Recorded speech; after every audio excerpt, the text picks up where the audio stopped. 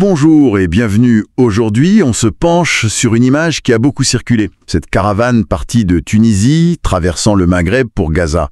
Un geste de solidarité assez impressionnant. Oui, bonjour. C'est une initiative populaire forte, mais qui a très vite, disons, cristallisé les tensions. C'est ça. Au point qu'Israël a émis un avertissement, qualifié même d'urgent, à la Tunisie, l'Algérie, la Libye. Clairement, ils voient ça comme un défi à leur blocus. Exactement. Ce qui était au départ un acte humanitaire devient un enjeu politique, voire sécuritaire, scruté de très près. Et ce qui est fascinant, c'est de voir comment Israël et l'Égypte réagissent. Oui, des réactions très différentes apparemment. Tout à fait. Elles révèlent beaucoup sur leur stratégie, leurs craintes, mais de manière quasi opposée. C'est ça qu'on va essayer de décortiquer un peu. D'accord. Alors, commençons par Israël. On a cet avertissement officiel, une mise en alerte, des lignes rouges mentionnées autour de Gaza. Ça semble sérieux.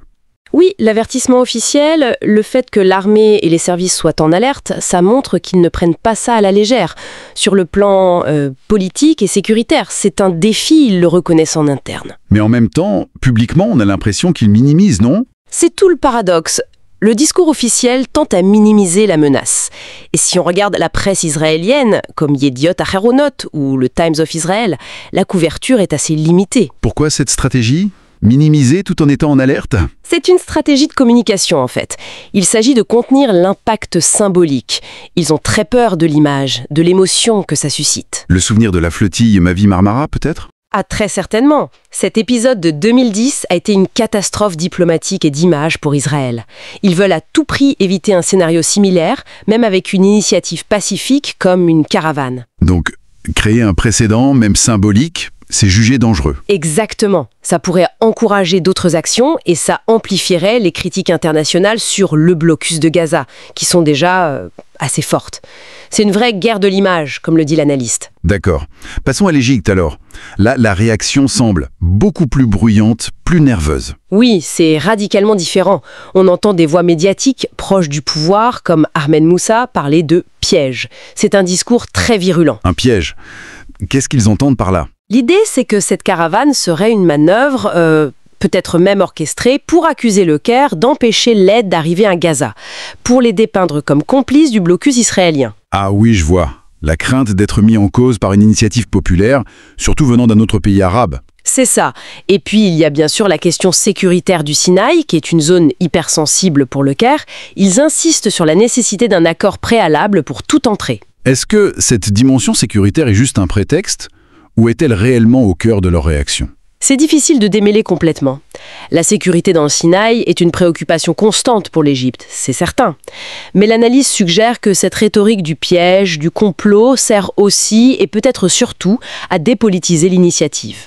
Tactique assez classique, selon l'analyse, des régimes qui veulent contrôler le narratif face à une mobilisation citoyenne qui les dérange. Donc, si on résume, Israël, c'est plutôt silence médiatique et surveillance discrète mais ferme.